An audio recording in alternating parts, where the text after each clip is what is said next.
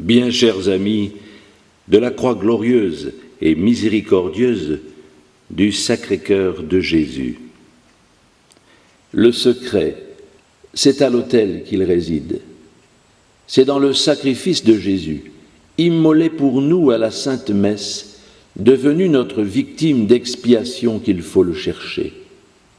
Oui, voilà le soleil de l'Église catholique qui dissipe les nuages et rend au ciel sa sérénité.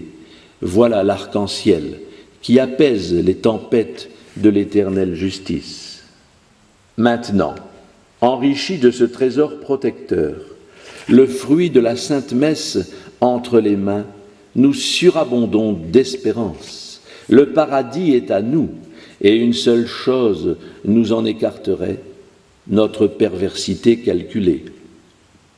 Baisons-les avec amour, ces saints autels, brûlons autour d'eux l'encens et les parfums, mais surtout environnons-les de vénération et de respect, puisqu'ils nous procurent tant de si précieux biens.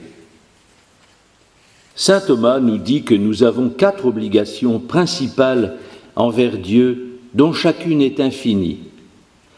La première est de louer et d'honorer son infinie majesté, infiniment digne d'honneur et de louange. La seconde est de satisfaire pour tant de péchés que nous avons commis. La troisième, de le remercier pour tant de bienfaits que nous avons reçus de lui. La quatrième, enfin, de lui demander les grâces qui nous sont nécessaires. C'est pour cela que l'hommage et l'honneur que nous rendons à Dieu par lui à la messe sont infinis. C'est lui-même qui est l'offensé. Et malgré cela, non content d'avoir payé pour vous dans les tortures du calvaire, il vous a remis et il entretient parmi vous à votre usage cette autre source de satisfaction continuelle qui est le saint sacrifice. Là, il renouvelle l'immolation que sur la croix il fit de sa divine personne en rachat de nos fautes. Ce même sang adorable qu'il répandit alors en faveur du genre humain coupable, il veut bien l'offrir encore, l'appliquer spécialement par la messe au péché de celui qui la célèbre, de ceux qui la font célébrer et de quiconque y assiste.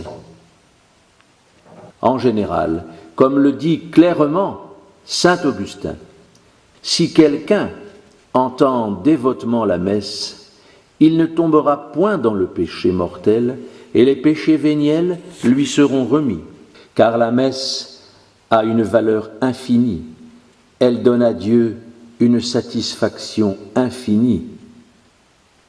Mais vous devez savoir que Dieu l'accepte d'une manière limitée et proportionnée aux dispositions de celui qui l'a dit ou l'a fait dire et de ceux qui y assistent. Notre troisième dette envers Dieu est celle de la reconnaissance pour les immenses bienfaits dont il nous a comblés.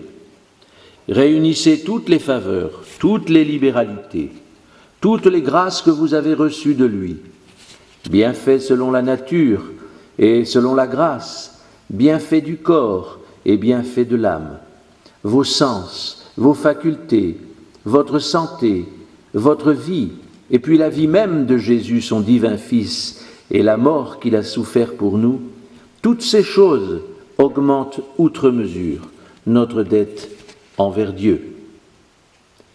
Que rendrai-je au Seigneur pour tous les biens qu'il m'a faits? Je prendrai le calice du salut, dit David, le roi. J'élèverai là-haut le calice du Seigneur, c'est-à-dire, je lui offrirai un sacrifice très agréable, et je paierai aussi la dette que je lui dois, pour tant de bienfaits signalés. Ajoutez à cela que ce sacrifice a été principalement établi par notre divin Sauveur pour reconnaître et remercier la munificence divine. C'est pour cela qu'il s'appelle par excellence l'Eucharistie, c'est-à-dire action de grâce. Au reste, Il nous en a donné lui-même l'exemple, lorsque, à la dernière scène, avant de consacrer le pain et le vin dans cette première messe, il leva les yeux au ciel et rendit grâce à son Père. Chers amis, comprenez-vous maintenant combien ce trésor de la messe est précieux? S'il a été caché pour vous jusqu'ici, maintenant que vous commencez à le connaître, comment ne vous écrieriez-vous pas dans un saint étonnement « Oh, quel trésor! Quel grand trésor !» Mais ce n'est pas tout. Nous pouvons encore, dans le saint sacrifice de la messe, nous acquitter de notre dernière obligation envers Dieu, c'est-à-dire lui demander les grâces dont nous avons besoin. Ici encore, néanmoins, ne perdez pas confiance, reprenez tout espoir. Vous n'êtes pas digne de ces biens que vous souhaitez et dont vous sentez la nécessité. Mais le miséricordieux Sauveur accourt se faire votre intercesseur, se constituer votre caution. Pour vous, il a acquis des mérites infinis. Pour vous, il devient à la messe l'hostie pacifique, c'est-à-dire la victime auguste, à l'immolation de laquelle notre Père des cieux ne peut rien refuser.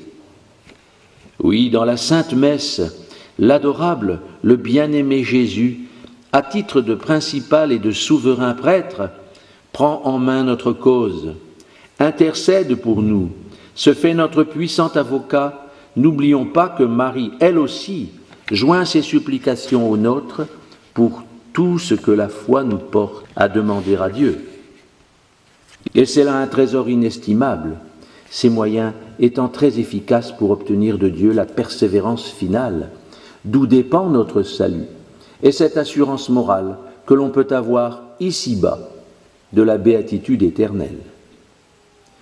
Nous y obtenons encore les biens temporels, autant qu'ils peuvent concourir à notre salut, la santé, l'abondance, la paix, avec l'exclusion de tous les maux qui s'opposent au bien de notre âme, tels que la peste, les tremblements de terre, la guerre, la famine, les persécutions, les procès, les inimitiés, les calomnies, les injures. En un mot, le saint sacrifice de la messe est propre à nous délivrer de tous les fléaux et à nous enrichir de tous les biens.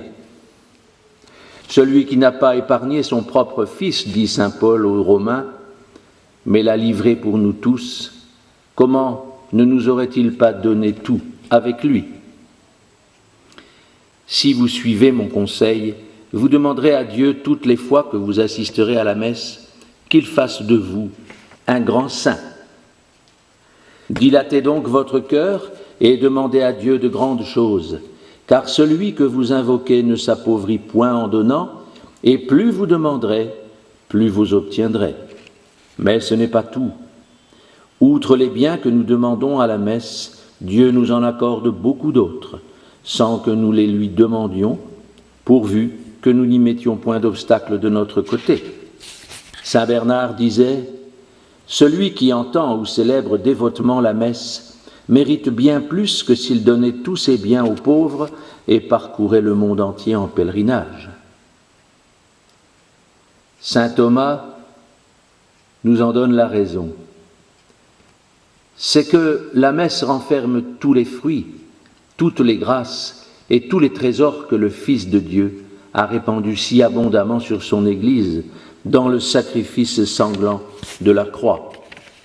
Une seule messe suffirait pour obtenir la conversion de tous les musulmans, de tous les hérétiques, de tous les schismatiques, en un mot, de tous les infidèles et de tous les mauvais chrétiens, pour fermer les portes de l'enfer à tous les pécheurs et ouvrir celles du purgatoire à toutes les âmes qui souffrent.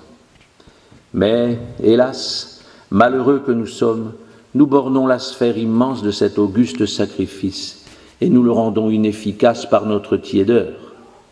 Alors, imitons les anges qui, au dire de saint Jean Chrysostome, descendent en foule du ciel pendant qu'on célèbre la Sainte Messe, et ils se tiennent auprès de l'autel dans un saint respect, attendant que la messe commence, afin d'intercéder pour nous plus efficacement, car ils savent bien que c'est là le temps le plus opportun et le moment le plus propice pour obtenir les grâces du ciel.